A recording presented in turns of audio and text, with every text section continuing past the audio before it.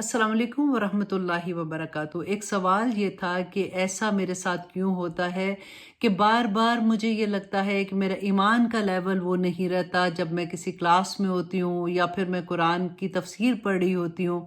और कई दफ़ा ऐसा लगता है कि दुनिया मुझे अपनी तरफ खींचती है और मैं भूल जाती हूँ। मैं आपको एक छोटा सा फार्मूला बताती हूँ कि जब भी आपको ये याद आए तो आप अपने आप से ये सवाल करें कि मैं इस दुनिया में क्यों भेजी गई हूँ, मेरा इस दुनिया में क्या पर्पस है।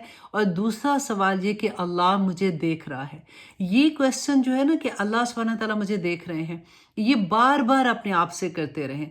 आप जिस वक्त भी आपको भूलेंगी कोई बात नहीं, ये चीज़ आपको सीधे रास्ते पे चलाने में बहुत मदद करेगी। और दूसरा ये कि जब आप इस सवाल का जवाब ढूंढने की कोशिश करोगे कि what is my purpose in this life, Allah सुब्हानहू तआला ने मुझे इस दुनिया में क्यों भेजा, फिर आप सोचना शुरू करोगे और फिर आप उस नुक्ते तक पहुंच जाओगे कि कुंतुम खैरा उम्मतिन उखरिजत लिन्नास तामुरून बिल मारूफ व तनहाउना अनिल मुनकर, कि तुम बेहतरीन उम्मत हो।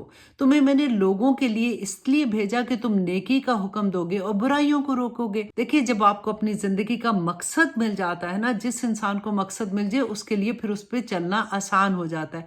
फिर तो हम अल्लाह सुब्हानहू तआला से मदद मांगते रहेंगे, दुआएं करते रहेंगे तो आसानी के साथ उस मकसद को पा लेंगे।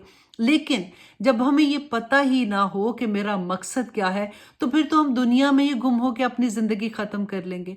तो अपने आप से ये सवाल बार बार करें कि मुझे इस दुनिया में क्यों भेजा गया और मेरा पर्पस क्या है इस दुनिया में, और अल्लाह सुब्हानहू तआला मुझे देख रहे हैं।